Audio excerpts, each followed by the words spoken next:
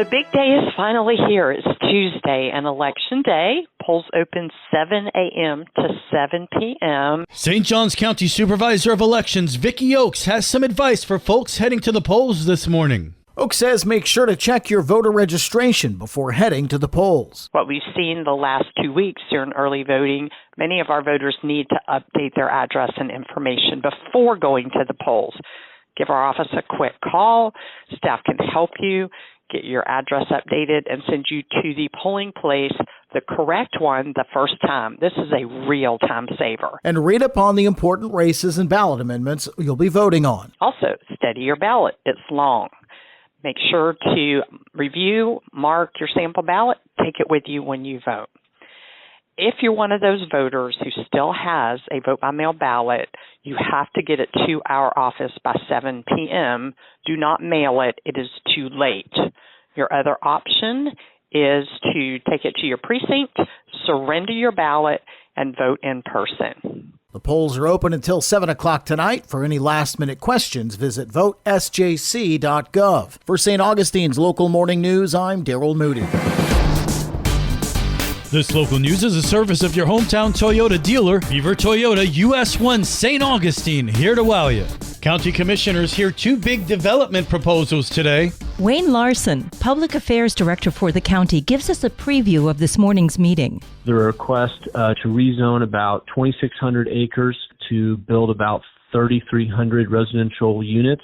And that property is located on the north side of County Road 214 and on the south side of County Road 208.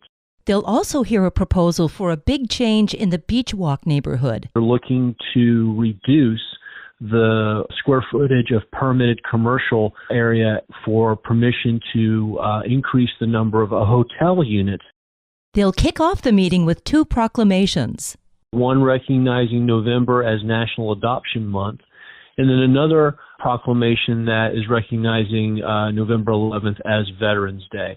And then we have a very special series of recognitions for outgoing commissioners, Roy Lamo and Commissioner Henry Dean, for their years of service. There'll be a tribute video played and special presentations and acknowledgments made to them. We'll have a service delivery update that'll be a combination of a few items, one of which will be a presentation on a recap of Sing Out Loud and a special contribution to our land acquisition management program known as LAMP. The meeting begins at 9 o'clock at the County Auditorium and is open to the public. For St. Augustine's Local Morning News, I'm Liz Ryan. The St. Johns County defendant is sentenced to life in prison for second-degree murder. During a recent hearing, defendant Vance Wilkins, described as a jealous boyfriend, was sentenced to life in prison. State Attorney R.J. Larissa. He entered a plea to second-degree murder. He shot our victim 7 times in the parking lot behind Osteen's restaurant. Anybody that's lived in St. Augustine for any period of time knows exactly where that is.